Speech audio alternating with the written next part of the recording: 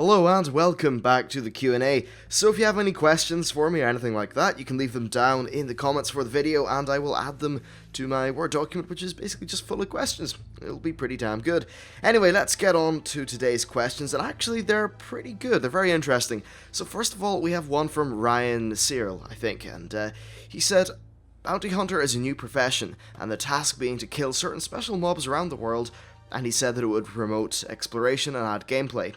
Now, this is actually interesting enough, and I've been playing Diablo 3 and Reaper of Souls quite a bit. And it's got this thing called the Adventure Mode, and in Adventure Mode you do bounties, and these just take you around the world killing certain mobs or doing certain tasks. I think this could be a fun little system, actually. I'm not too sure what reward structure it would have, but maybe there could just be a series of like daily quests or just a daily task or something like that that involves you to go to a certain place and kill a hard mob or something like that. And maybe that mob could change every day. Maybe they could put a little bit of random generation in there for the mob or the quest or something like that. I think that could actually work out in a really interesting manner, especially if they use random generation so that it doesn't feel like it's the same every single time. Now that would just be like a general thing. As a profession, I'm not really sure if it would be that good a new profession because, like, if people only have 2 profession slots, maybe they're just going to want to have an economic profession. But I suppose that is a player choice, and really, if someone wants to be a bounty hunter, then I suppose what would be stopping them? They could certainly just do it in a character that isn't the main crafting one, as long as it had, the appropriate raid buff that pretty much every profession needs to have. So yeah, overall, I actually think that a bounty hunter could be an interesting idea. I think the best way to do it would be via a Diablo-style adventure mode, which could be basically just a new game feature. Hell, with it being so well received in Reaper of Souls, perhaps the next World of Warcraft expansion will actually have an adventure mode, or bounty mode similar to Diablo. Still though, I think it could be very interesting, and definitely the more varied gameplay that we can get at the end game, the better, because right now things are very much kind of canned, you're going to do a dungeon, well, you know what you're going to expect, the same with raids, PvP, etc. If they had something that was a bit more random, that would just be, more varied and I think could work out pretty damn well.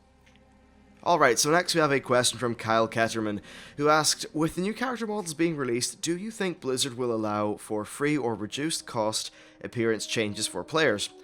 What looked good in the old model, with the old character models, may not look that good for some, for some of the new models, or maybe some people just won't like the change. And he just thinks it would be nice to be able to choose again just in case. I think it's the kind of thing, it's definitely a reasonable request, and Blizzard could do it, or they could not. They could not do it under the, basically by saying, look, you're going to have access to the old models anyway, so we're just giving you something, we're not taking anything away. They could definitely say that. Or I think that, honestly, the best option would be, to give out some free character some character, appearance thingies. Maybe if you just flag everyone's character so that they can have a free one within a month of the expansion's release or something like that. I think that would be a pretty fair way to do it. But overall, give people the choice if their character looks a little bit different from how it did. Now, of course, when they're making these new character models, they basically just want the new model to be the exact same in terms of its style as the old one, but just increased in fidelity. Now, of course, that's worked out very well, but there are going to be some things which are just going to be different to people. Because I think the old models were in some cases just at such a low fidelity that increasing the fidelity will drastically change the style of the model, in that it will actually look like something that's nice to look at. Maybe it just won't be the right form of nice to look at that somebody's looking for, I suppose. Honestly, I think it's a totally fair request, and I would certainly be pleased if Blizzard were to offer a free character recustomization for that.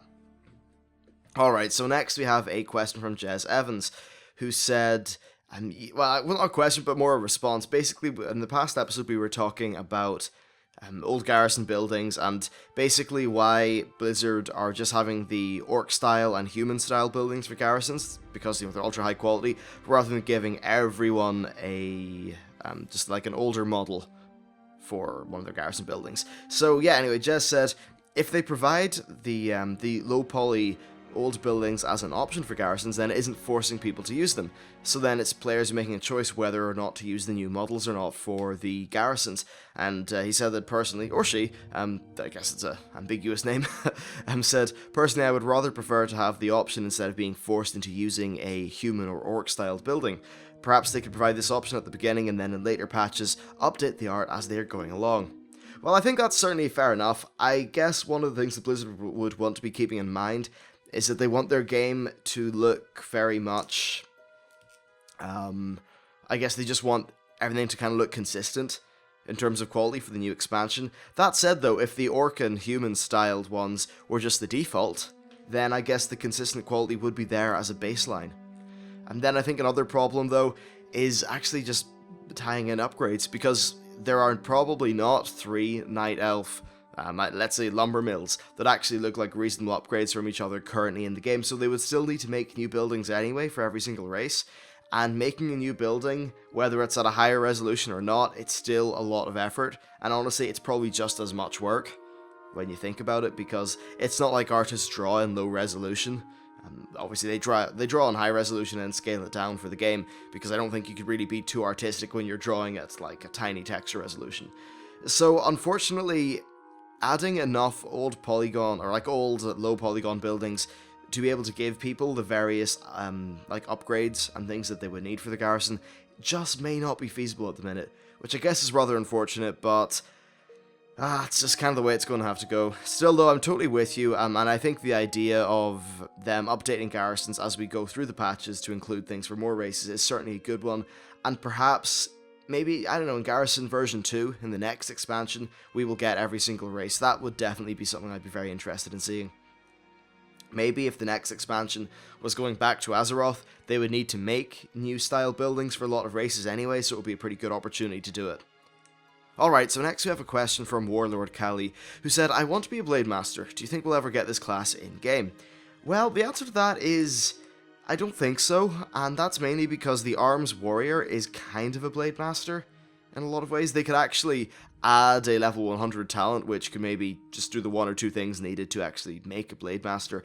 Now, I think lore-wise, most of the Blade Masters were kind of known for drinking demon blood and then going apeshit crazy with a katana. I don't think the demon blood is a necessary requirement, though, to be a Blade Master, so I think that human player Blade Masters certainly could happen. Gromash Hellscream was a Blade Master, and there's definitely quite a few of them in the game, or at least in the lore. So it's certainly something they could add if they wanted to, but making 3 specs that are different from a warrior, especially an Arms Warrior, could be pretty hard, and I think because of that, there are probably some other classes that we might see beforehand. So, yeah, that's my opinion on that. Let's move on to another question. This one is from Blub271602, who said, hopefully they won't make armor sets that fit the theme of the expansion. Everyone loves the vanilla or Burning Crusade sets, and I wouldn't consider them following a theme. They just look pretty cool and eye-popping. Well, I think in some cases they do follow a theme. I think some of the Black Temple gear really does fit the Black Temple in terms of its color palette and that kind of thing. But in general, what he's getting at is that they don't want, like, he doesn't want it so that every single tier set absolutely artistically fits perfectly and is really bespoke to its current raid tier, because that works for some classes, but it just doesn't work for other classes. Now, speaking as a hunter, I'm not too sure what's going on. I mean, I don't think the current tier 16 or 15, whatever, hunter gear looks anything like it's to do with the Siege of Orgrimmar at all, in the slightest. It just, in my opinion, it's one of the worst hunter sets in the game. But I think that in general, what they need to do is just make armor that looks really, really good for the class, and then, if possible, infuse the current expansion into it, rather than just starting off with the expansion and then making it fit the class. I think the inspiration should definitely come from the class itself, and then maybe some flair or, the other things come from the expansion. So yeah, I think really in Wrath, or not Wrath, in Vanilla and the Burning Crusade, there was definitely a lot of variance in terms of the quality of gear. Some of it, in my opinion, was awful, but some of it was fantastic. Whereas right now, I think a lot of stuff is just okay. Or at least it has been. Apart from, of course, maybe tier 16 Hunter, which in my opinion is just disgusting, but I've already said that. So, yeah, I think that they should still try to make things sort of fit the theme of the expansion or whatever a little bit, but by far the biggest priority and emphasis should be placed on it fitting with the class itself. I think that's definitely the most important thing. Especially just from, an RP and lore perspective. You don't want your hunter to be dressed up in like 343 Guilty Sparks helmet or something like that. I don't know. Gear, in my opinion, has been kind of spotty lately. But I guess that's just the subjective nature of something like that. Alright, so next we have a question from Disputorkin, I think? Yeah, Disputorkin1111, who said, what do you, what do you think if we get a bard profession, basically? And people have asked about getting a bard before, and it was never added because it didn't really make sense with the progression. And he said this would be another great way to get it into the game. It could work if you were, say, a bard in a raid group and you could use an instrument or something like that to play a song, give your team a buff, and that kind of thing. Well, I think, yeah, it's a cool idea, but actually finding a place for it in the game would be strange. It couldn't really have much in the way of raid buffs that are unique to it, because then, of course, every raid would have to have a bard in it. And I don't think Blizzard really want to force people into a role like that. And if they're not able to add unique buffs to the bard, then it's not really going to fill much of a purpose, and it'll just be a reskin of some of the perks from some other professions or classes. So I don't think it would really work in terms of that. As a class, I just don't think there's enough there to make a bard. I know Lord of the Rings Online kind of managed to do it, but I still don't think that it's really the right way to go. And yeah, I'm just not so much keen on the bard idea. I think there's probably other more interesting things that they can do until then. But I guess if you're starting to add professions like a bounty hunter or something, then maybe they could start adding professions that are not economy based, like a bard. They could do that, but they just need to be very sure. One of the things that Blizzard have been trying to cut down on in the new expansion is the amount of button bloat and the amount of just random crap that people have to worry with and bother with that is superfluous to the core game. So they're really just sort of drilling in and dialing down on the core of the game and doing that. Now, I don't think that adding more stuff, more buffs, more things to manage in the form of a bard is really in keeping with the main ethos that they've been carrying through with this expansion. They're cutting down on things. They're not cutting down. They're kind of they're trimming the fat. And I think that adding an entire new profession would just kind of add to the fat, and that's probably not something that they will want to do that much.